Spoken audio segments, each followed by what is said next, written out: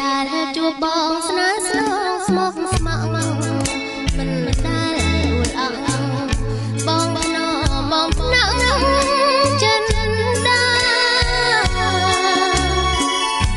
ពេលដែលបានក្រែភ្នំអបងត្រែសាតដៃរៀបការប្រហាចិនស្រីផ្លេច